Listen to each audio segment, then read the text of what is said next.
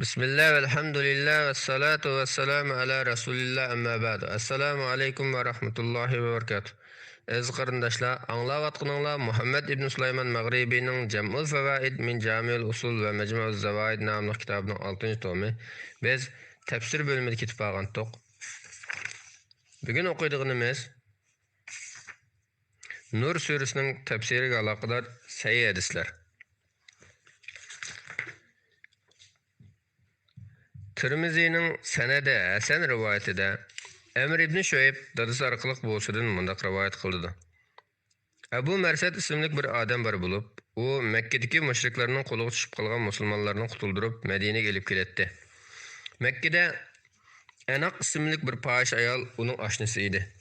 Marsad Makkada asorat qilgan bir musulmonni Madinaga o'tkazib qo'yishga va'da bergan edi.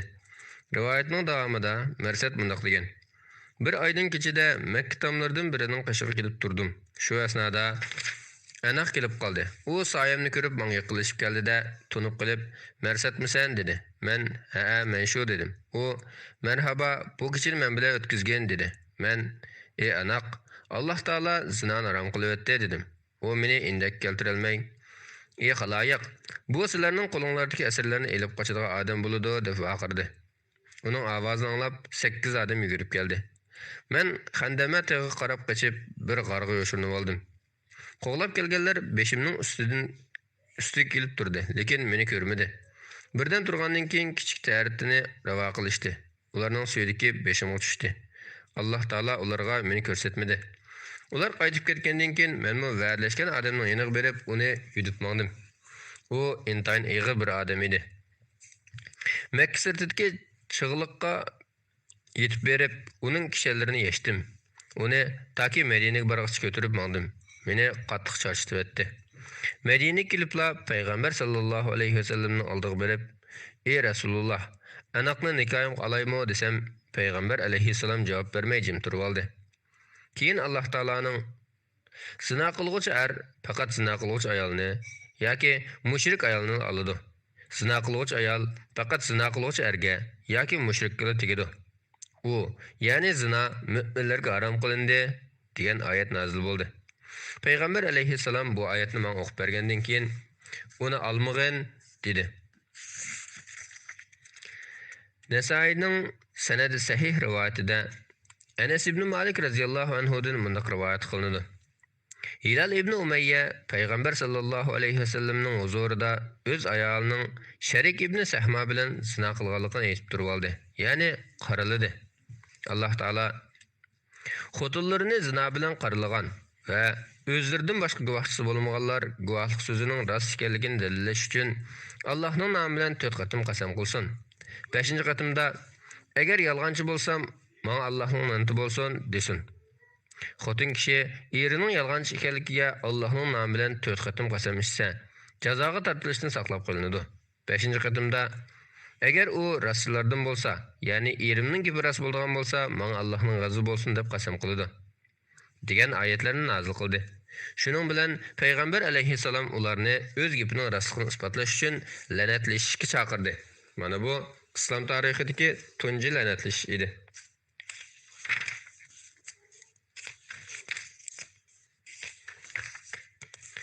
İmam Buxoriyning rivoyatida Zuhriydan mundaq rivoyat qilinadi.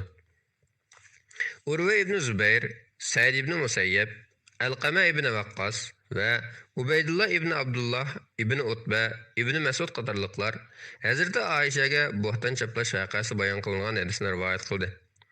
Bu hadisda munofiqlar Hazrati Aishaga zinoxorlik bo'htoni chaplaganligi, Alloh taolaning Aishani aqlab, uning unda ishni qilmaganligi haqida oyat nozil qilganligi bayon qilingan edi. Bu hadisni menga to'rtlisi rivoyat qilib berdi.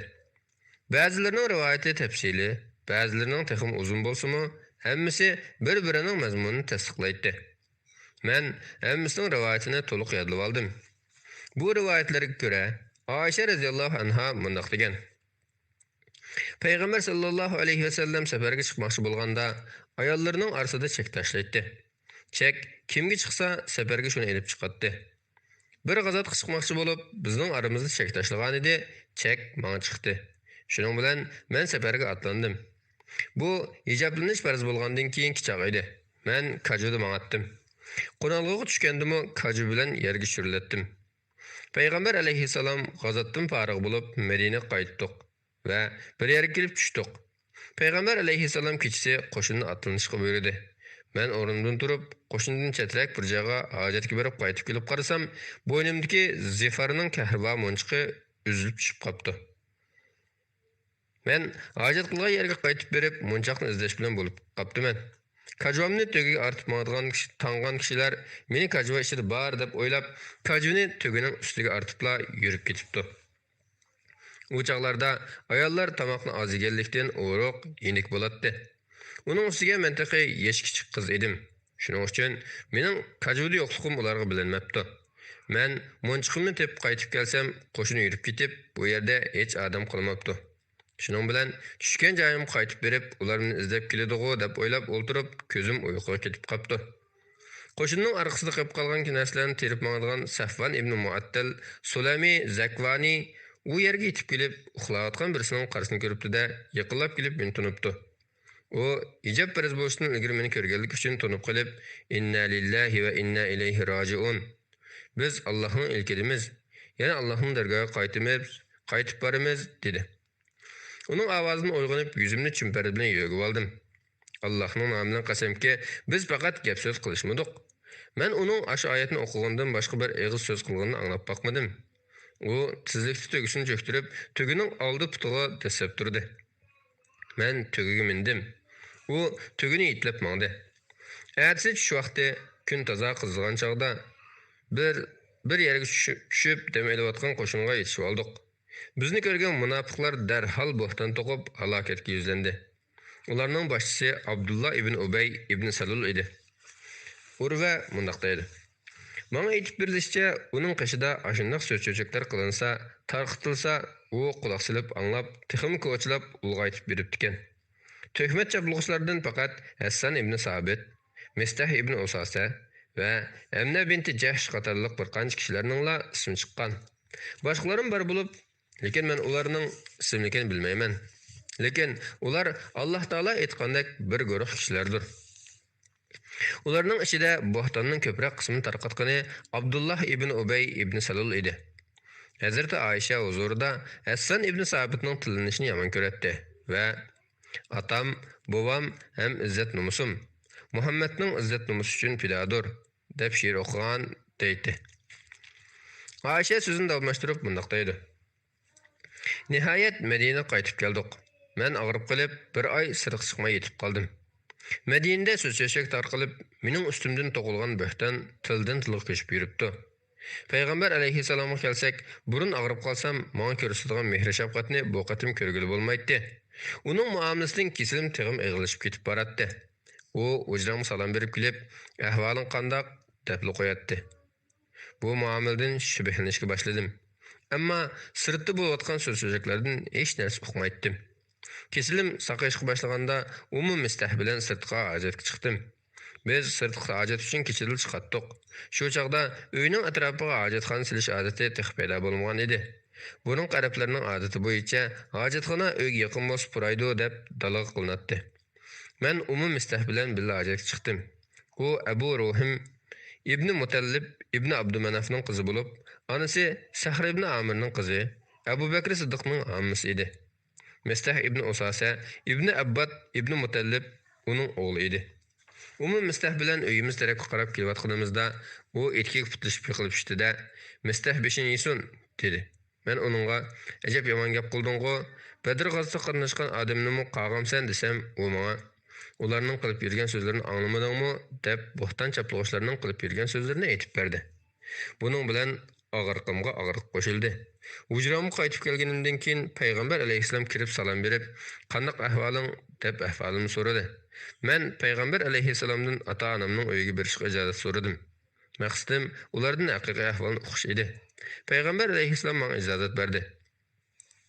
Men ota-onamning uyiga kelib, onamdan "Ey ana, haq nima so'zlarni qilishyotidi?" deb so'rasam, onam "Qizim, o'zingni ifratma, eri amroq, o'zi chiroyli, kundashlari bir ayol to'g'risida har qism gaplarning chiqishi muhaqqaq" dedi.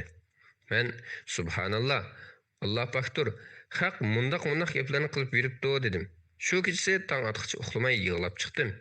Bu vaqtki vahiy kechikkanlikdan payg'ambar alayhissalom Ali ibn Abu Talib bilan Usama ibn Zaydni chaqirib, ulardan men bilan ayrilib ketish haqida fikrni elib ko'rgan ekan. Usama payg'ambar alayhissalomning ayolini pok deb bildiganligiga va o'zining yaxshi ko'ngliga asosan: "Ey Rasululloh, sening ahling sana loyiq, afifa, iffatlikdir. Allohning nomi bilan qasamki, biz Oyishani pok deb bilamiz" debdi. Ali ibn Abu Talib: "Allah seni xotinning qisib qo'ygani yo'q. Oyishadan boshqa xotinlarimiz jiqqo. Oyishaning xizmatchisi Bariradan so'rab baqsang, u rostini aytib beradi" debdi. Shuning bilan payg'ambar alayhissalom Barirani chaqirib: "Ey Barira, Oyishada biror gumonliq ish sezdingmi?" deb so'rabdi. Barira: "Seni rost payg'ambar qilib avatgan Allohning nomi bilan qasam qilamanki, Oyishadan biror ayibli ishni ko'rganim yo'q. U xamir yug'urib uxlab qoladigan va molvaran kelib xamirni yeb olsam to'ymaydigan kichik qiz" debdi. Shu kuni payg'ambar alayhissalom Abdullah ibn Ubay ibn Saluldan ranjiganligini jakarlamoqchi bo'lib, musulmonlarni yig'ib munbarga chiqib: "Ey jamoat, mening ayolim to'g'risida meni ranjitgan odam bor. Kim uningdan o'chimni elib beradi? Allohning nomi bilan qasamki, mayli ayolim yoki Saffan ibn Muattal bo'lsin, ularda poklikdan boshqa narsani sezganim yo'q. Saffan mening uyimga men bilan keladi" degan edi.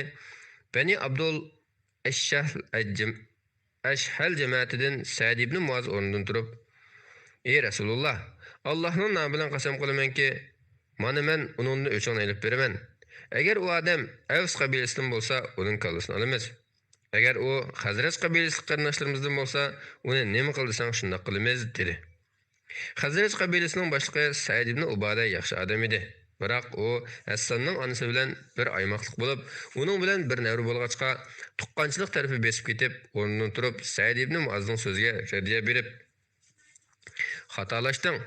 Allohning nomi bilan qasamki, uni o'ltirgili qo'ymaymiz. Navoda u sening tuqqanlaringdan bo'lgan bo'lsa, o'ltirilishini hargizm xohlamayding" dedi. Buni anglab, uning tog'asining o'g'li Usayd ibn Uzayr o'rnidan turib Sa'd ibn Ubadaga: "Allohning nomi bilan qasamki, balki sen xatolashding. Allohning nomi bilan qasamki, uni o'ltirmiz. Sen cho'qim munofiq. Munofiqlarning tarafini elayotsan" dedi.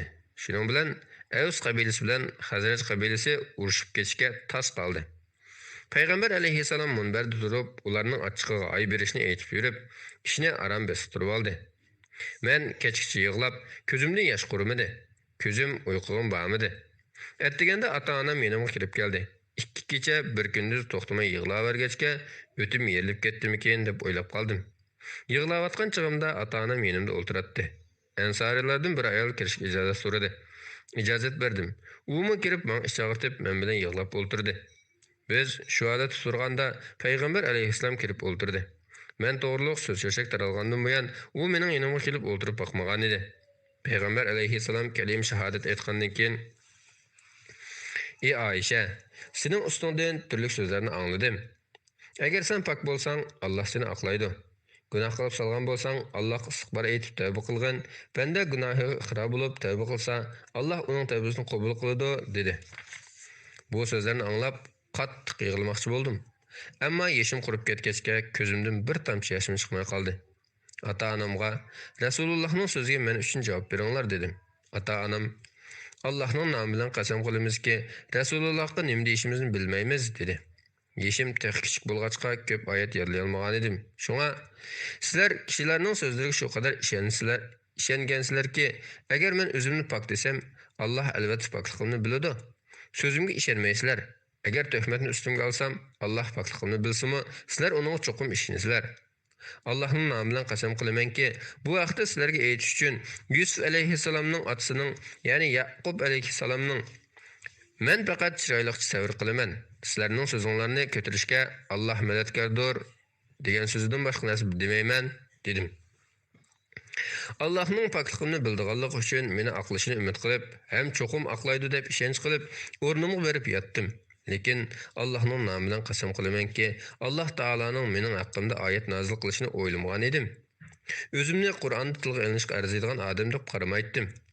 Alloh mening pok ekanligimni payg'ambar alayhissalomning tushiga ayon qilishini umid qilatdim. Allohning nomi bilan qasam qilamanki, payg'ambar alayhissalom texi o'rnidan qo'zg'almagan bo'lib, uydagilardanmi hech kim sirtqa chiqib ketmagan edi. Shu asnoda payg'ambar alayhissalomga vahiy nozil bo'layotganligini bildim. Chunki qish bo'lishiga qaramay qattiq terlab, usti-beshidan munchaq ter oqayotdi. Chiroyi bekmi jiddiy tus olgan bo'lib, vahiyning ig'irligidan mushalga kirib qolgan edi. Vahiy nozil bo'lib bo'lgandan keyin payg'ambar alayhissalom kulimsirab turib: "Ey Aisha, Allohga hamd aytqinki, Alloh seni oqladi" dedi. Anam menga: "Qizim, o'rningdan turib Rasulullohga rahmat aytqin" dedi. Men: "Allohning nomi bilan qasam qilamanki, o'rnimdan turmayman. Allohdan boshqaga rahmatmi aytmayman" dedim. Alloh taolo meni oqlash uchun: "Shubhasizki, sizlardan bir guruh odam Aishaga bo'xton chapladi. Bu sizlar uchun yomon emasdir. Sizlar savr qilganliklaringiz bilan savobga erishganliklaringiz uchun va Aisha safvallarning pokligi oshkor bo'lganligi uchun balki yaxshidir. Bo'xton chaplag'uvchilardan kimning qanchalik gunohi bo'lsa, uningga shunchalik jazo beriladi. Bo'xtonning cho'ng qismini tarqatgan odam, ya'ni Abdullah ibn Ubay qattiq azob duchor bo'ladi" degan so'zi bilan boshlangan 10 oyatni nozil qilgan edi. Mistah ibn Usasa Hazreti Abu Bakrning tuqquni bo'lib, yo'qsul bo'lg'achqa Abu Bakr uning turmushidan xabar olib turadi. Alloh taolo meni oqlab oyat nozil qilgandan keyin Abu Bakr Siddiq: "Allohga qasam qilamanki, Aishaga bo'xton chaplaganlik uchun buningdan keyin Mistahga hargiz yordam qilmayman" degan edi. Alloh taolo bu to'g'risida: "Sizlarning oranglarda ahli fazli va davlatman bo'lganlar, xish aqrabolarining, miskinlarning va din uchun hijrat qilganlarning holidan xabar olmaslik qasam qilmasin. Ularning gunohini kechirsin, keng qo'rsoqlik qilsin. Allohning sizlarni mag'firat qilishini so'ymamsizlar? Alloh ko'p mag'firat qilguvchi va nihoyat rahmat qilguvchidir" degan oyatni nozil qildi. Shuning bilan Abu Bakr Siddiq: "To'g'ri, Allohning nomi bilan qasam qilamanki, men Allohning mag'firat qilishini albatta yoqtiraman" deb Mistaqqa berib kelayotgan nafaqasini asliga keltirdi va Allohning nomi bilan qasamki, uningga qilayotgan yordamimni hargiz to'xtatmayman dedi. Payg'ambar alayhissalom Zaynab binti Jahdin: "Ey Zaynab, Aisha haqida bilgan va ko'rganlaring bormi?" deb so'ragan ekan. Zaynab: "Ey Rasululloh, men anglamaganni angladim, ko'rmaganni ko'rdim deyolmayman. Allohning nomi bilan qasam qilamanki, Aishani yaxshi deb o'ylayman" deb javob beribdi. Vaholanki Zaynab payg'ambar alayhissalomning ayollari ichida men bilan ustunlik talashatdi. Alloh uni taqvodorlik sababidan tuhmatga ishtirok qilishdan saqladi. Ammo uning singlisi hamda meni tushirib ochiq xizmat ko'rsatish uchun bo'xton chaplaganlar qatorida halokatga yuzilinib ketdi. Zuhri mundaq deydi: "U 4 rivoyatchidan bo'xton chaplag'uvchilar haqida menga yetib kelgan ma'lumotlar mana shulardan iborat." Urva mundaq deydi: "Hazrati Aisha menga mundaq so'zlab bergan edi. Allohning nomi bilan qasamki, ular qarilgan ilq odam Safvan ibn Muattal: Subhanalloh, jinim ilkid bo'lgan zotning nomi bilan qasamki, men biror ayolning kiyimini qayirib boqmaganman, ya'ni munosabat o'tkazib boqmaganman" debdi. Keyin u Alloh yo'lida shahid bo'ldi. Imom Buxoriyning rivoyatida Aishadan mundaq rivoyat qilinadi: Allohning nomi bilan qasamki, ular qarilgan ilq odam, ya'ni Safvan ibn Muattal: Subhanalloh, jinim ilkid bo'lgan zotning nomi bilan qasamki, men biror ayolning kiyimini qayirib boqmaganman, ya'ni munosabat o'tkazib boqmaganman debdi. Keyin u Alloh yo'lida shahid bo'ldi. Imom Buxoriyning rivoyatida yana Aisha radhiyallohu anha mundaq deydi: Payg'ambar sallallohu alayhi va sallam mening haqqimda xutba so'zlash uchun o'rnidan turib, oldi bilan shahodat aytib, ondan Allohga loyiq ravishda hamd sanoat aytgandan keyin: "Maqsadga kelsak, ayolimni bir odam bilan qarilgan kishilar haqida menga maslahat ko'rsatinglar. Allohning nomi bilan qasamki, men ayolimning va u odamning ilgari yomon ish qilganligini bilmayman. U shundoq odamki, men uyda bo'lmasam, u uyimga qattiq kirib qolmaydi. Safarga hamisha men bilan birga chiqadi" dedi. Said ibn Muaz o'rnidan turib dedi. Bu rivoyatda yana mundaq deyilgan: "Shu kuni oqshimi Mistah bilan birga hojatga chiqdim. U putlashib ketib, Mistah beshini yesin" dedi. Men o'z o'g'lini tilg'ining nimasi dedim. U jimib qoldi. U ikkinchi qatim putlashib ketib yana Mistah beshini yesin dedi. Men uning yana o'z o'g'lingni tillamsan dedim. U uchinchi qatim putlashib ketib yana Mistah beshini yesin dedi. Men uni silkishladim. Shuning bilan u Allohning nomi bilan qasamki, men uni sen uchun tillayapman dedi. Men nima uchun bundoq deysan deb so'rasam, u menga so'zlarni bir-birlab so'zlab berdi. Men rastlı muşunaq gaplar boldumu desem, o "Ha, Allah'ның namı bilan qasam qilib beraman" dedi. Buni anglab parishonlikda hojatmi qilg'im kelmay, uyga qaytib og'rib yetib qoldim. Yana mundaq deyilgan. Men yosh to'kib, o'kirib yig'lab ketdim. Dadam Abu Bakr o'g'zida qiraat qilayotgan ekan. Ovozimni anglab, o'g'zidan tushib onamdan "Uningga nima bo'pti?" deb so'radi. Anam uning ustidan to'qilgan so'zsizliklarni o'qibdi devidi. Dadamning ko'zlaridan yosh qo'yildi va "Ey qizim, men sening uyingga qaytishingni talab qilaman" dedi. Men qaytdim. Men yo'qchaqda Rasululloh Payg'ambar alayhissalom hujramga kirib, derikimdan men to'g'ri so'ragan ekan, u Allohning nomi bilan qasamki, men uning biror aybini bilmayman. U xamir yug'urib o'tib uxlab qolatdi. Qo'y kelib xamirni yeb kesim to'ymaydi debdi. Va sahobalar uni ogohlantirib, Rasulullohga rostni aytqin deb ustimdan to'qilgan so'zsizliklarni uning tushuntirgan ekan, u subhanalloh, Allohning nomi bilan qasamki, men Oishani xuddi zargar qizil oltinni bilgandek bilaman debdi. Yana mundaq deyilgan. Men Yaqub alayhissalomning ismini eslay Yusufning dadasi dedim. Yana mundaq deyilgan. Payg'ambar sallallohu alayhi vasallam menga: "Ey Oisha, xush xabar. Alloh seni paklab oyat tushirdi" dedi. Men odatdan tashqari darg'azab bo'lib o'ltiratdim. Ota-onam: "Qizim, o'rningdan turib Rasulullohga rahmat aytqin" dedi. Men Allohning nomi bilan qasam qilamanki, o'rnimdan turmayman. Uningga sizlarga rahmat aytmayman. Faqat meni paklab oyat nozil qilgan Allohga rahmat aytaman. Sizlar so'zsizliklarni anglab turib, uni ya ayblamadinglar yoki yo'qotishga tirishmadinglar dedim. İmam Buxariyning rivoyatida Zuhriydan mundaq rivoyat qilinadi. Valid ibn Abdul Malik mendan Alining Oishaning qarlag'anlar qatorida ekanligining xabaring bormi deb so'ragan edi. Men yo'q, sening jamoatingdan Abu Salama ibn Abdurrahman bilan Abu Bakr ibn Abdurrahman ibn Haris ikkisining men so'zlab berishicha, Oisha radhiyallohu anha u ikkalanga Alining o'zi haqidagi savolga sukut qilganligini aytib bergan ekan dedim. İmam Buxariyning rivoyatida Urva mundaq degan. Töhmet çaplıqçılardan faqat Hassan ibn Sabit, Mistah ibn Usasa, hamda binti Jahsh qatorliq bir qancha kishiningla ismi chiqqan. Oisha o'zining oldida Hassan ibn Sabitning tillanishini yomon ko'ratdi va "Atam, bovam ham izzat numusum, Muhammadning izzat numusi uchun fidodur" deb she'r o'qigan deydi. İmam Buxariyning rivoyatida Masruhdan mundaq rivoyat qilinadi.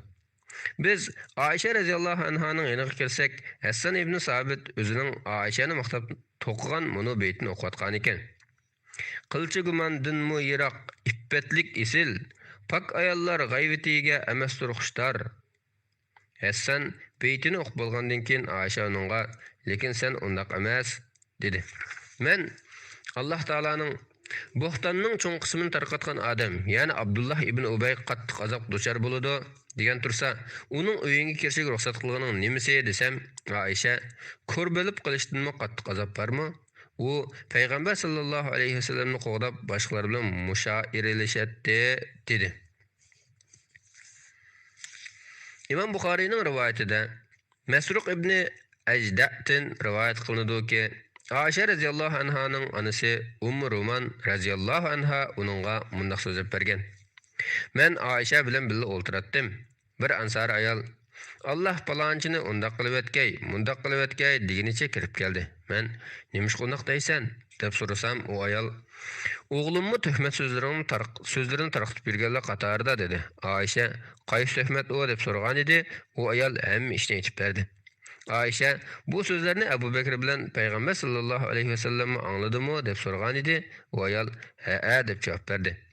Buni anglab Oisha hushidan ketib yiqildi va jug'jug'i titrab, qizirib ketgan holda hushiga keldi. Men uning ustidagi kiyim-kechaklarini yepib chumkab qo'ydim. Payg'ambar alayhissalom kelib, "Nima bo'ldi?" deb so'radi.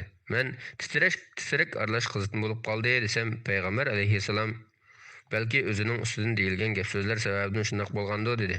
Oisha "Ha, shunday bo'ldi" deb o'ltirgandan keyin Allohning nomi bilan qasamki, agar men o'zimni paklab qasam qilsammi, so'zimga ishonmaysizlar. Agar o'zimni aqlab uzr aytsam, uzrimni qabul qilmaysizlar. Bizning hozirgi ahvolimiz xuddi Yaqub alayhissalom bilan uning bolalarining ahvoliga o'xshaydi. Men faqat chiroyli sabr qilaman. Sizlarning so'zinglarni ko'tarishga Alloh madadkordir, dedi payg'ambar alayhissalom qaytdi. Allah Aishaning poklik haqida oyat nozil qildi. Payg'ambar alayhissalom buni Aishaga aytgan edi. Aisha Alloh taoladan boshqa hech kimga, hatto sangam rahmat aytmayman dedi.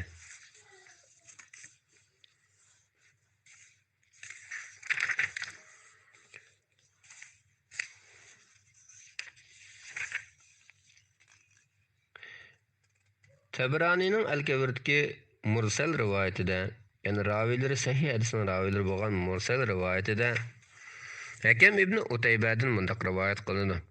Kishilar Aisha haqida gap paydo qilganda Payg'ambar sallallohu alayhi vasallam Aishaga odam evatdi.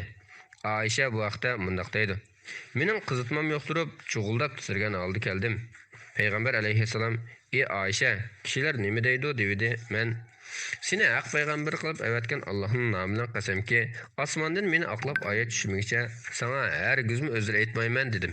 Shuning bilan Alloh taolo Nur surasidan 15 oyat, ya'ni 11-oyatdan 26-oyatgacha nozil qildi. Hakim u oyatlarni o'qib Alloh taoloning bu so'zgicha tamomladi.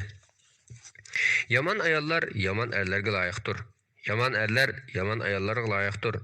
Yaxshi ayollar yaxshi erlarga loyiqdir. Yaxshi erlar yaxshi ayollarga loyiqdir.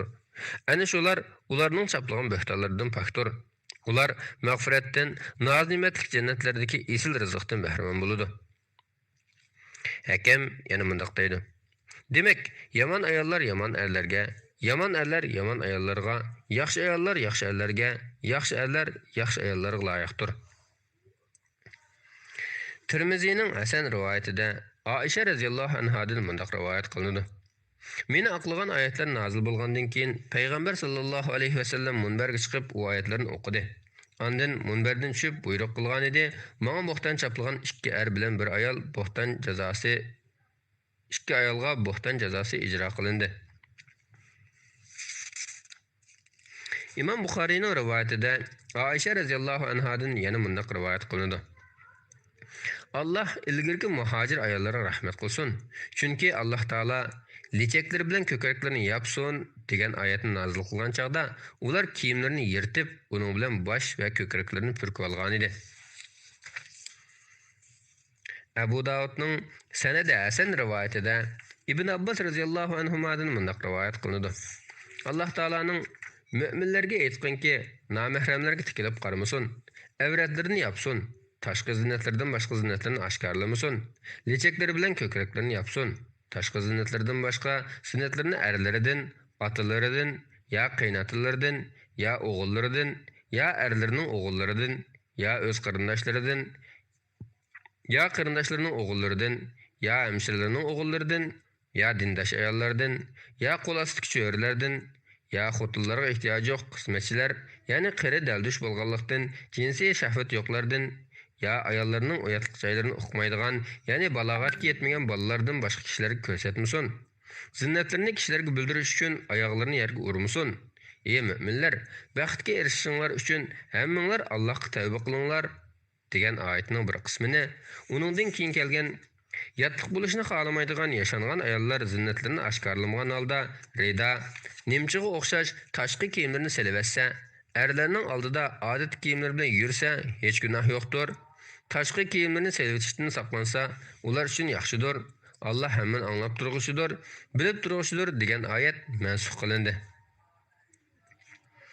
Imom Muslimning rivoyatida Jabir radhiyallohu anhudan mundaq rivoyat qilindi: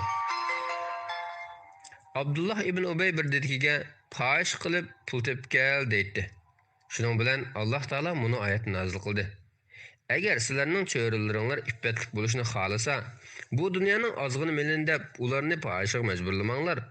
Kimki ularni fahishga majburlaydi ekan, majburlangandan keyin Alloh ularni mag'firat qiluvchidir, ularga rahim qiluvchidir. Ya'ni fahishga majburlanganlik uchun Alloh ularni javobgarlik tortmaydi. Majburlovchilarni qattiq jazolaydi. İmam Müslim'nin rivayetinde Cabir radhiyallahu anhu'dan yana mundaq rivoyat qilindi. Abdullah ibn Ubayning Musayka va Umayya ismli 2 dediki bor bo'lib, u 2 dedikini podshohlik qilishga zo'rlaydi. U ikkisi payg'ambar sallallohu alayhi vasallam shikoyat qilgan edi. Alloh taolo buni oyatni nozil qildi. Agar sizlarning cho'rilaringlar iffetlik bo'lishni xohlasa, bu dunyoning ozg'ini melin deb ularni podshohga majburlamanglar. Kimki ularni fohishaga majburlaydi ekan, majburlangandan keyin Alloh ularni mag'firat qiladi. Ularga rahim qilg'uchidir. Ya'ni fohishaga majburlanganlik uchun Alloh ularni javobgarlik tortmaydi. Majburlovchilarni qattiq jazolaydi.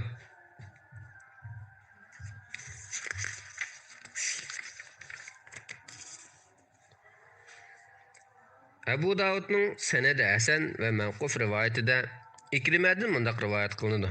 Iroqlik bir qancha kishi Ibn Abbosga: "Ey Ibn Abbos, Alloh taolo bizga: "Ey mo'minlar, sizlarning qullaringlar, cho'rilaringlar va ichinglardagi balog'at ketmagan bolalar namoz bomdatdan burun tushda uxlash uchun kiyimlarni solgan chog'inglarda va xubtandan keyin mushundaq 3 vaqtda yaninglarga kirsa, sizlardan ijozat so'rasin. Bu 3 vaqt sizlarning avratinglar ichilib qolgan vaqtdir. Bu 3 vaqtdan boshqa vaqtda ular sizlarga kirsa, sizlarga ularga hech gunoh bo'lmaydi. Sizlar bir-biringlar bilan berish kelish qilib tursizlar. Alloh sizlarga oyatlarni, ya'ni shariat ahkomlarini ana shunday bayon qiladi. Alloh hamman bilguchidir, hikmat bilan ish qiluvchidir" deb buyruq qildi. Ammo biz bu buyruqqa amal qilmaymiz. "Sen buning qanday qaraysan?" deb so'ragan edi. Ibn Abbos mundaq javob berdi: "Alloh taolo bandalarga rahim shafqatlidir, halimdir. Ular yogashni yaxshi ko'radi. Ularni yogashni yaxshi ko'radi. Burun kishilarning o'ylarida ya parda yoki chimildiq degandek narsalar yo'q edi. Ayoli bilan birga bo'lgan chaqda xizmatchisi yoki bolasi yoki o'z himoyasiga yetim qizi kirib qoladigan ahvollar bo'ladi. Bu sababdan Alloh taolo shunday aramoladigan chaqlarda kirishdan burun ijozat so'rashga buyurgan. Keyin Alloh taolo musulmonlarning turmushini bayoshat qilib, hamma uyga eshik va pardalar bekitilgan bo'lg'achqa, endi u oyatga amal qilganlarni ko'rgil bo'lmaydi." Abu Davudning sanadi sahih va mavquf rivoyatida Ubaydullah ibn Abu Yaziddan rivoyat qilinadiki, u Abdullah ibn Abbos radhiyallohu anhumaning mundaq deganligini anglagan: "Ko'pincha kishilar ijozat so'rash oyatiga amal qilishmadi, lekin men bu dedikimni qashimga kirishdan burun ijozat so'rashga buyurayman." Shuni bilan alhamdulillah Nur surasining tafsiriga aloqador sahih hadislar tugadi. Alloh hammalarga foydali ilm ato qilsin. Assalomu alaykum va rahmatullohi va barakatuh.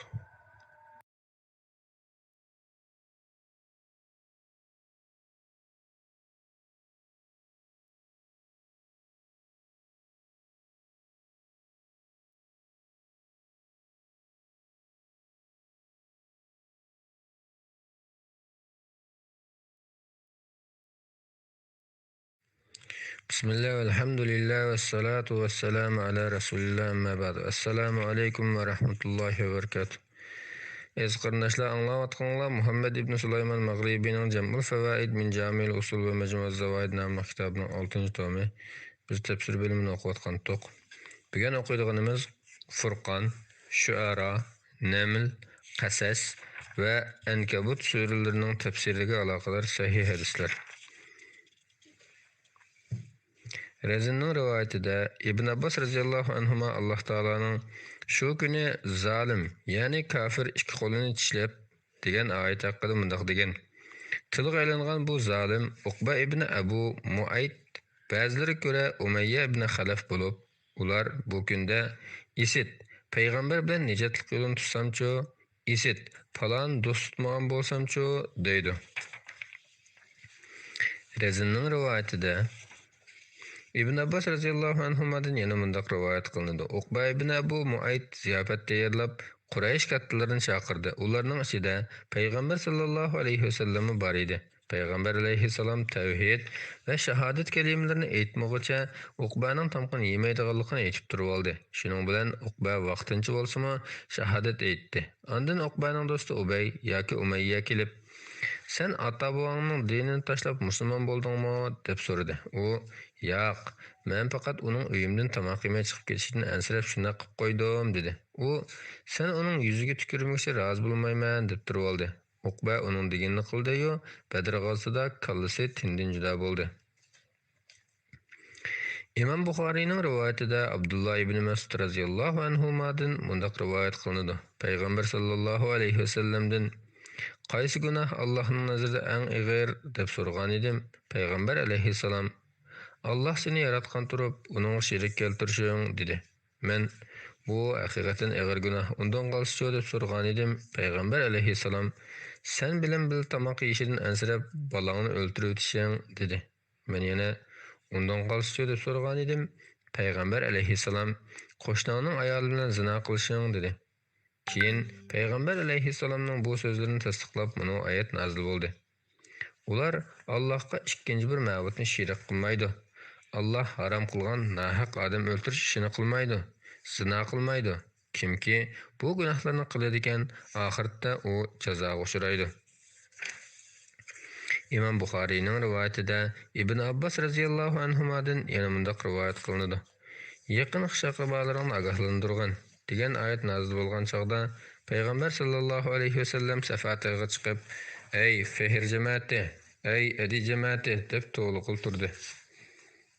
Ular opul-topul chiqib to'plashdi. Chiqolmaganlari nima ish bo'lganligini uqib kelish uchun odam evatdi. Abu Lahab va boshqa Qurayshlarmi keldi. Payg'ambar alayhissalom aytib berganlarcha, agar men sizlarga bu jilg'ida askarlar hujum qilmoqchi bo'lyotidi desam, men ishonamsizlar deb so'ragan edi. Ular, "Ha, biz sening yolg'on aytganligini ko'rib boqmadik" deyishdi. Payg'ambar alayhissalom, "Undaqda men sizlarni qattiq azobdan oldin ogohlantirmoqchiman" degan edi. Abu Lahab, "Voy balo takkir, sen bizni bugun mush ish uchun chaqirganmiding?" dedi. Shu chaqda Abu Lahabning ikki qo'li qurib ketsin. Amalda qurib ketdi. Uningga mol-mulki va erishgan narsalar isqatmadi. U lavildab turgan o'tqa, ya'ni do'zaxga kirdi. Uning o'tin to'shig'i chiqib, ya'ni suxanchi xotinimi lavildab turgan o'tqa kirdi. Uning bo'ynida mahkam eshilgan arg'amchi bo'ladi degan sura nozil bo'ldi. İmam Buxariyning yana bir rivoyatida kelishicha, Payg'ambar sallallohu alayhi vasallam safatiga chiqib, dushman hujum qildi deb to'g'ilgan.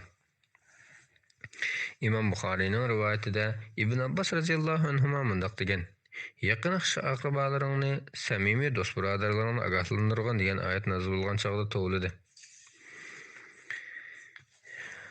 Nasaining sahih rivoyatida Abu Hurayra radhiyallohu anhudan mundaq rivoyat qilinadi.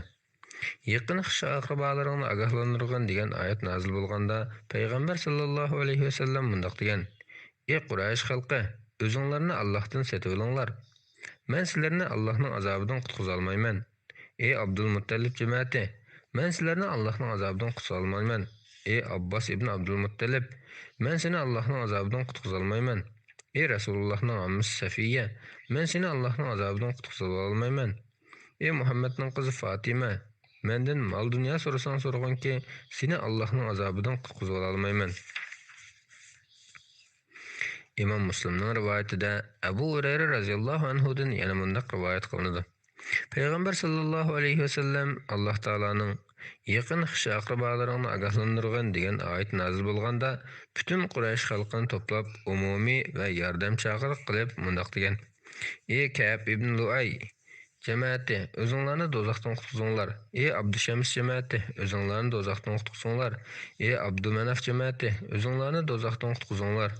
Ey Bani Hashim jamoati, o'zinglarni do'zaxdan qutqizinglar. Ey Abdumuttalib jamoati, o'zinglarni do'zaxdan qutqizinglar. Ey Fatima, o'zingni do'zaxdan qutqizgin, chunki men seni Allohning azobidan qutqiza olmayman. Faqatla sizlar tuqqan bo'lganliklaringiz uchun sizlarga rahim qila olaman." Tirmizining sahih rivoyatida kelishicha, Payg'ambar alayhissalom yuqorqidek umumiy xitob qilgandan keyin har biriga ayrim-ayrim holda, "Chunki men sizlarga ya foyda ya ziyon yetkazolmayman" degan. İmam Müslimning rivoyatida Qubaysa ibn Muhariq va Zuhayr ibn Amr radhiyallohu anhulardan mundaq rivoyat qilinadi. Yaqin aqrabolaringni ogohlantirgan degan oyat nozil bo'lganda, Payg'ambar sallallohu alayhi vasallam tog'ning eng egiz Quram teshi ustiga chiqib mundaq deb to'g'ilgan edi: "Ey Abdumanaf jamoati, men ogohlantiruvchiman. Men xuddi dushmanni ko'rib jamoatni ogohlantirishga yugurgan va dushmanning o'zidan burun berib bo'lishini ansirab, dushman hujum qildi deb to'g'ilgan chaqiruvchi o'xshayman." Abu Davudning sanadi Hasan rivoyatida Ibn Abbas radhiyallohu anhudan mundaq rivoyat qilinadi: "Shoirlarga gumrohlar agishidu" degan oyat nozil bo'lib, ko'p o'tmay bir qism mazmuni amaldan qoldirildi va Faqat iman etgan va yaxshi amallarni qilgan, Allohni ko'p zikr qilgan, zulmga uchragandan keyin o'zini qo'g'dagan shoirlar buningdan mustasno. Zulm qiluvchilar uzoq qolmay qaysiga qaytarolgan biladi degan oyat nozil bo'ldi. İmam Buxariyning rivoyatida Said ibn Jubayrdan mundaq rivoyat qilinadi. Yeralik bir Yahudi mendan Musa alayhissalom 2 muddatning qaysini tamomladi deb so'ragan edi. Men uqmayman, musulmonlarning allomasini so'rab boqay dedim va Ibn Abbos radhiyallohu anhumadan so'rasam, u Musa alayhissalom ham uzun, ham Shuayb alayhissalomga eng yaqin muddatni tamomladi. Allohning rasuli degan so'z biror so'zni qilsa, deginni va'ga yetkazib qoladi dedi.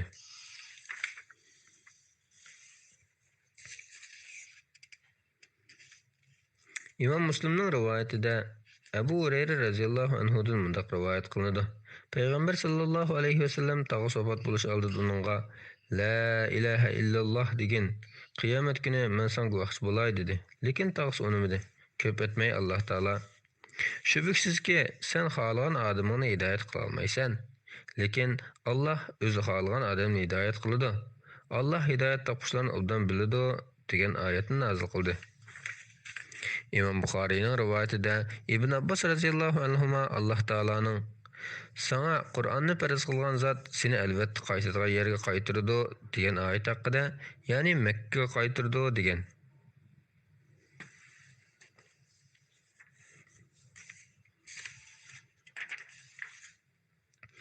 Razining rivoyatida Ibn Abbos radhiyallohu anhuma Alloh taolaning Allohni yod etish hammadan ulug'dir degan oyat haqida mundaq degan. Bendining Allohni tili bilan zikr qilishi katta amaldir. Kishining biror gunoh ishni qilmoqchi bo'lganida Allohdan qo'rqib, u ishni qilmay tashlayotgani gunohdan qo'lini uzmay turib, Allohni til bilan zikr qilgandan afzaldir.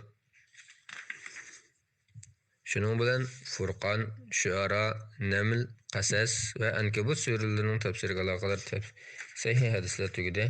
Alloh hammanglarga foydali ilm ato qilsin. Vassalomu alaykum va rahmatullohi va barakatuh.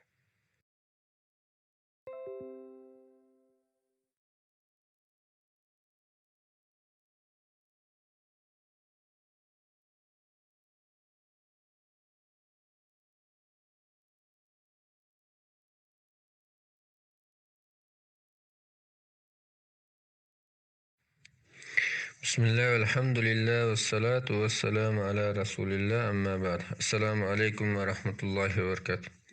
Ez qarindoshlar, anglayotganlar Muhammad ibn Sulayman Maghribining Jam'ul Fawaid min Jami'ul Usul ve Majmu'uz Zawaid nomli kitobining 6-tomi tafsir bölümünü o'qiyotimiz. Bugun o'qiydiganimiz Rum, Luqman, Sajda ve Ahzab suralarining tafsiriga aloqador sahih hadislar.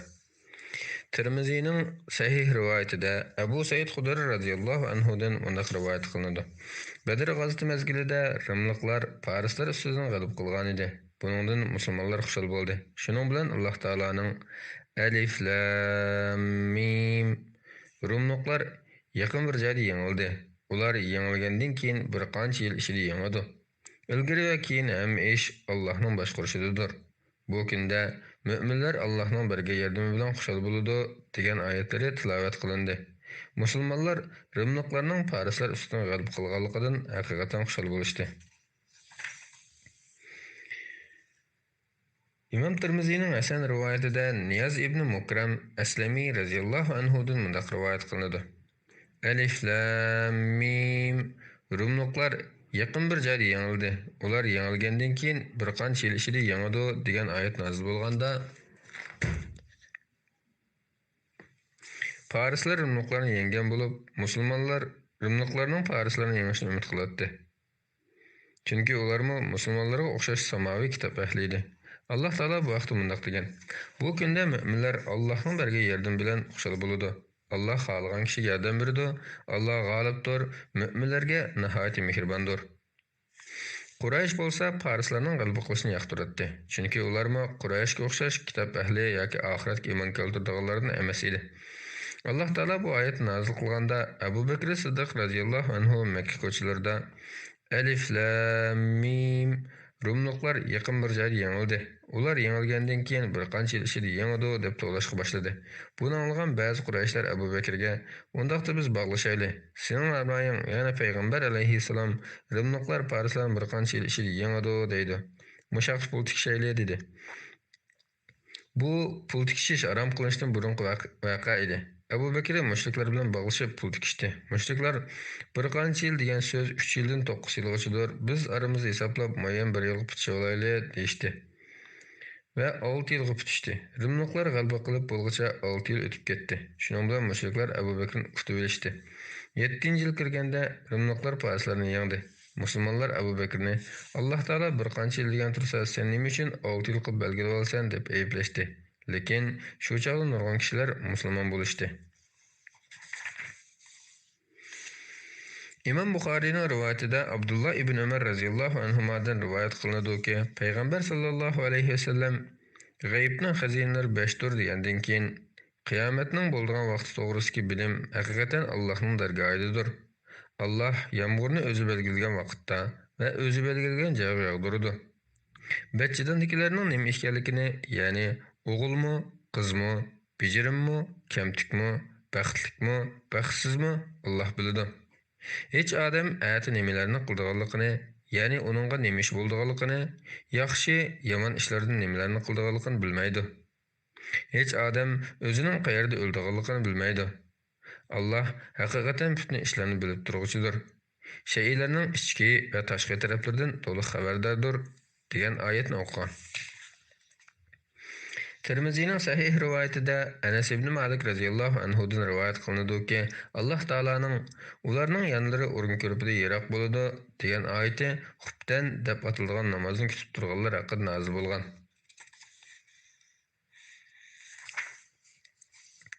Abu Davudning sahih rivoyatida Anas ibn Malik radhiyallohu anhu Alloh taolaning ularning yanlari o'rin ko'rpida yiroq bo'ladi. Ya'ni ular kech ibodat qilib ozuqlaydi. Ular Parvardigorning azobidan qo'rqib, rahmatini umid qilib, uning duo qiladi. Ularga biz rizq qilib bergan narsalardan yaxshilik yo'llariga sarf qiladi degan oyat haqida sahobalar shom bilan xubdan arliqida namoz o'qib o'ltirishadi degan. Hasan Basri kechida tahajjud namozi o'qiydi deb tafsir qilgan. İmam Müslimning rivoyatida Ubay ibn Ka'b radhiyallohu anhu Alloh taolaning ularning tavba qilish uchun biz ularga cho'qim eng chong azobdan, ya'ni oxirat azobidan ilgari eng yaqinqi azob, ya'ni dunyo azobini tetitimiz degan oyat haqida mundaq degan. Oyatdagi yaqinqi azob dunyodagi musibatlar, rimliqlarning g'alaba qilishi, Badrda qattiq qirilib ketish yoki tutundir. İmam Buxariyning rivoyatida Abdullah ibn Umar radhiyallohu anhudan mundaq rivoyat qilinadi. Biz payg'ambar sallallohu alayhi vasallamning azodkardisi Zayd ibn Harisani Zayd ibn Muhammad, ya'ni Muhammadning o'g'li Zayd deb chaqirdik. Keyin ularni atalarining ismlari bilan chaqiringlar. Bu Allohning dargohida eng to'g'ridir degan oyat tushib, uni o'z atasiga mansub qilib chaqirishga buyurildik.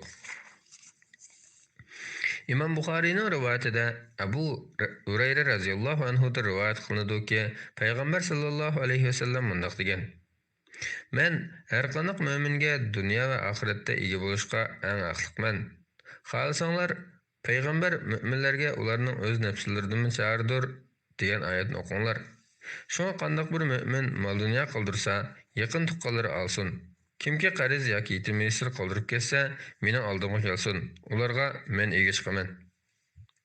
İmam Buxariyning rivoyatida Oysha radhiyallohu anha mundaq degan: Ayni vaqtda ular yuqori tarafinglardanmi, tuvan tarafinglardanmi hujum qilib kelgan edi. Bu chaqda ko'zinglar chekshib qolgan, yurakinglar og'zinglarga qoplashib qolgan kun degan oyatdagi kun Xandak kuni edi. İmam Buxariyning rivoyatida Anas radhiyallohu anhudan mundaq rivoyat qilinadi. Zayd ibn Harisa dardini to'kib keldi. Payg'ambar sallallohu alayhi vasallam uningga ayolini qo'yib bermay uy tutgan. Allohdan qo'rq degil turdi. Agar payg'ambar sallallohu alayhi vasallam vahiy qilingan narsadan birarni yushirgan bo'lsa, mush oyatni yushirgan bo'ladi. Zaynab radhiyallohu anha payg'ambar sallallohu alayhi vasallamning boshqa ayollarining oldida faxrlangan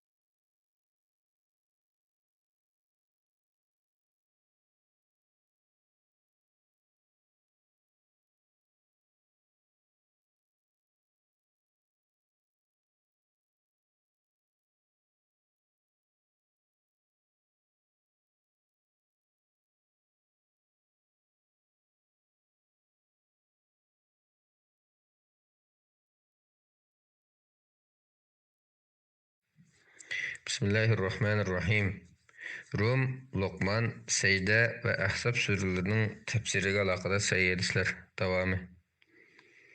İmam Buxariyning rivoyatida Anas radhiyallohu anhudan mundaq rivoyat qilinadi. Zayd ibn Harisa derdan to'kib keluvdi. Payg'ambar sallallohu alayhi vasallam uningga ayolingni qo'yib bermay, uy tut, Allohdan qo'rq degil turdi. Agar payg'ambar sallallohu alayhi vasallam vahiy qilingan narsadan birorani yoshirgan bo'lsa, mushu oyatni yoshirgan bo'ladi. Zeynep radhiyallohu anha payg'ambar sallallohu alayhi vasallamning boshqa ayollarining oldida faxrlangan holda, sizlarni oilanglar yotliq qilgan bo'lsa, meni Alloh taolo 7 qat osmon ustidan yotliq qilgan deydi. İmam Buxariyning rivoyatida Anas ibn Malik radhiyallohu anhudan mundaq rivoyat qilinadi. Payg'ambar sallallohu alayhi vasallam Madinaga kelgan chaqda men 10 yoshda edim. Anam meni davomli payg'ambar sallallohu alayhi vasallamning xizmatiga solatdi. Şuna men payg'ambar alayhissalomga 10 yil xizmat qildim. Men 20 yoshga kelganda payg'ambar alayhissalom vafot bo'lib ketdi. Hijobning farz bo'lishi haqida oyat tushishga sabab bo'lgan voqealikni hamda obdan bilaman. Bu oyat payg'ambar sallallohu alayhi vasallam Jahshining qizi Zeynabga uylanib, uning bilan bir hujraga kirgan kechasi nozil bo'lgan bo'lib, ertasi saharda payg'ambar alayhissalom jamoatni tomoqqa chaqirdi. Ba'zilar tomoqni yeb chiqib ketdi. Lekin ba'zilari hali bir vaqtcha payg'ambar alayhissalomdan paranglashib o'tirdi. Payg'ambar alayhissalom ularni chiqib ketsin degan maqsadda sirtga chiqdi. Menmi billa chiqdim. Mang'an edi, menmi mangdim. Oshaning hujrasining oldiga kelib, endi uydagi kishilar chiqib ketgandi deb o'yladi, keyin qaytdi. Menmi billa qaytdim. Lekin kishilar Zeynep bar uyda o'rinlaridan tavrinmay o'tirib paranglashib o'tadi. Buni ko'rib orqaga qaytdi, menmi uning bilan billa qaytdim. Yana Ayşe'nin hujrasining oldiga kelib, endi uydagi kishilar chiqib ketgandi deb o'ylab, qaytdi, menmi billa qaytdim. Kirib qarasak, kishilar chiqib ketgan ekan. Payg'ambar alayhissalom o'ttirimizga part tortib qo'ydi. Ana shu chaqda hijob haqidagi oyat nozil bo'ldi.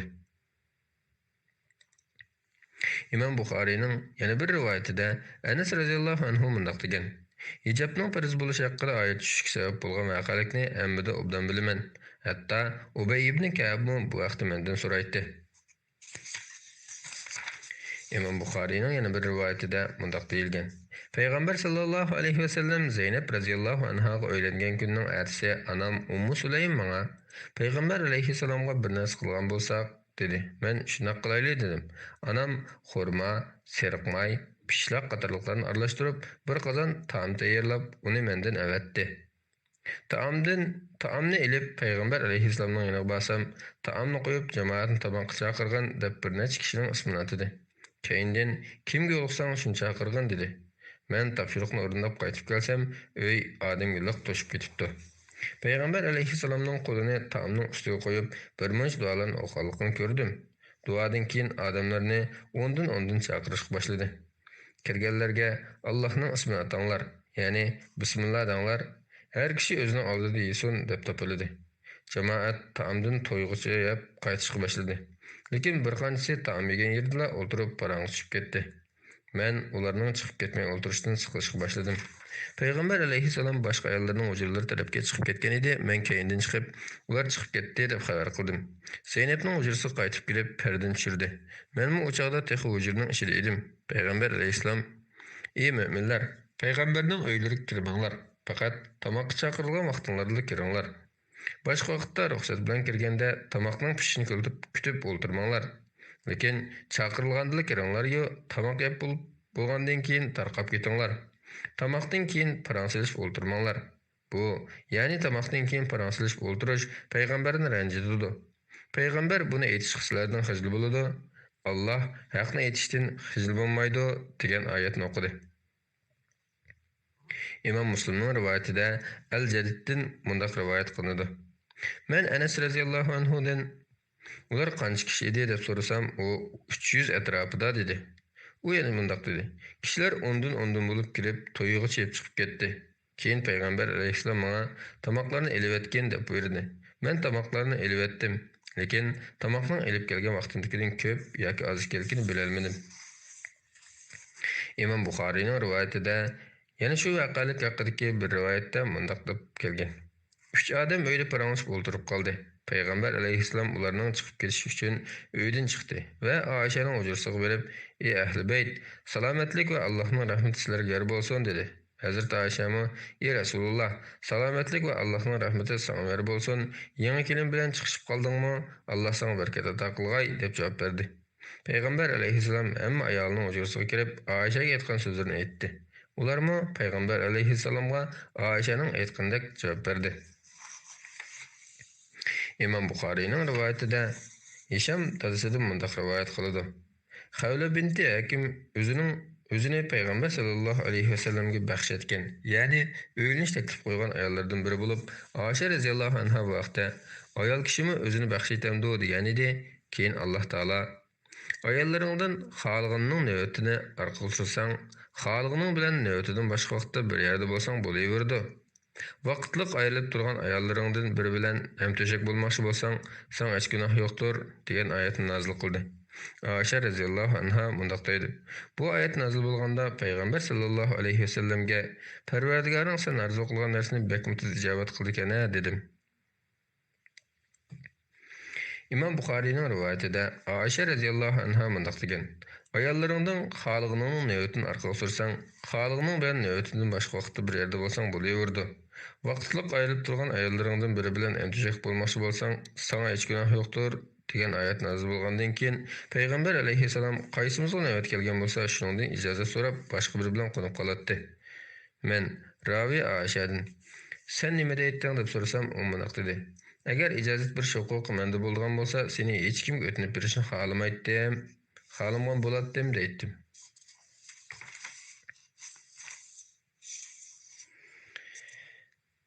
Nesai'nin senedi sahih rivayetida Ayşe radhiyallohu anhadan mundaq rivoyat qilinadi.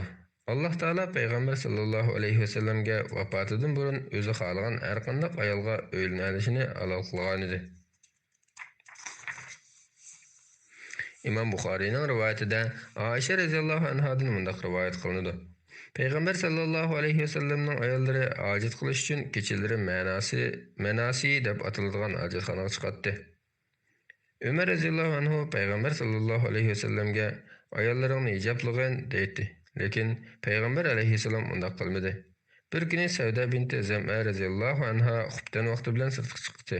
Savda egiz bo'yliq ayol bo'lg'achqa Ömer uni ko'rib tunib qoldi va ayollarning hijobini haqida maxsus oyat nazil bo'lishini umid qilgan holda: "Ey Savda, seni tunidiq" deb to'g'ladi. Shuning bilan Alloh taolo hijob oyatini tushirdi. İmam Müslimning rivoyatida Ayşe radhiyallohu anhadan mundaq rivoyat qilinadi. Bir kuni Savda hijob oyati tushib bo'lgandan keyin yana jihad qilg'isi chiqqanda Ömer radhiyallohu anhu uni ko'rib qoldi. Savda tembel ayol bo'lib, bo'yi hammamizdan egiz edi. Shunga boshqalar uni bir qarab tunolatdi. Ömer radhiyallohu anhu uni tunib qolib, "Ey Savda, Allohning nomi bilan qasamki, biz seni yana tunib qo'yapmiz. Shunga sirtga chiqqanda diqqat qilgan" dedi. Savda mundaq dedi: "Men darhol kenimga qaytdim. Peygamber sallallohu alayhi vasallam hujramda kechqurun qaytgan bo'lib, qo'lida bir tal so'mak bor edi. Hujraga kirib, "Ey Rasululloh, men hojatga chiqqan edim. Umar mundaq dedi" dedim. Dal shu paytning o'zida Peygamber alayhissalomga vahiy nazil bo'ldi. U qo'lidagi so'makni tek qo'ymagan edi. Vahiy to'xtagandan keyin Peygamber sallallohu alayhi vasallam "Sizlarga ruxsat berildi. Hojatlar uchun sirtga chiqsanglar bo'ladi" dedi.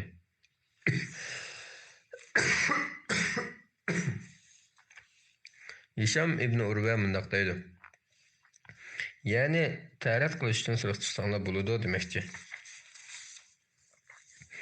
İmam Müslimning rivoyatida Abu Hurayra radhiyallohu anhu da rivoyat qilinadiki, Peygamber sallallohu alayhi vasallam mundaq degan: Bani Isroil qip yalang'och o'ynatdi va bir-birining avatiga qarashatdi. Musa alayhissalom bo'lsa o'zi yolg'iz o'ynatdi. Ular Allohning nomi bilan qasamki, Musa pordoq bo'lg'achqa yolg'iz o'yindi deshatdi.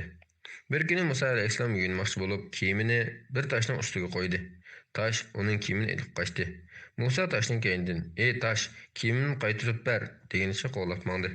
Shu paytda uni ko'rib qolgan Bani Isroil xalqi Allohning nomi bilan qasamki, Musaning vujudida hech qanday nuqsa yo'q ekan deydi. Tosh to'xtagandan keyin Musa alayhissalom kiyimini elib toshni urishga boshladi. Abu Hurayra mundaq deydi: Allohning nomi bilan qasamki, toshning 6-7 yerga Musa alayhissalomning urgan izi chiqib qolgan.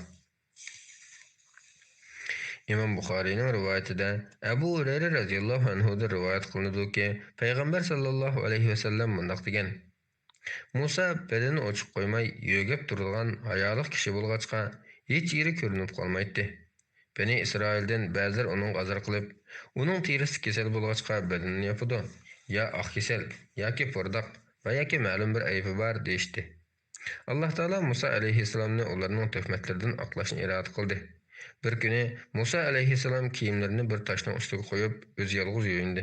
Yuyinib bo'lib kiyimlarini elish uchun toshning yoniga kelgan edi, tosh uning kiyimini elib qochdi. Musa asını elib toshning keynidan: "Ey tosh, kiyimimni qaytarib ber. Ey tosh, kiyimimni qaytarib ber" degenicha qo'llab yurib, Bani Isroillik bir top kishining yoniga kelib berib qoldi. Ular Musani yalang'och, Alloh yaratgan eng go'zal suratni ko'rdi. Shuning bilan Alloh Musani ularning degan ayblaridan aqladi. Tosh to'xtadi. Musa kiyimini kiyib olgandan keyin toshni osti bilan urishga boshladi. Allohning nomi bilan qasamki, toshning 3 yoki 4-5 yerga Musaning osti bilan urgan izi chiqib qolgan. Alloh taolaning: "Ey mu'minlar, sizlar Musaga azor qilgan kishilar, ya'ni Bani Isroillik bo'lmanglar. Alloh Musani ularning aytganlaridan, ya'ni tuhmatlardan aqladi. Musa Allohning dargohida obro'liq edi" degan oyati mush voqelikni izohlab bermoqda. Shuning bilan Rum, Luqman, Sajda va Ahzob suralarining tafsiriga aloqador sahih hadislar tugadi. Alloh hammalarga foydali ilm ato qilsin. Assalomu alaykum va rahmatullohi va barakatuh.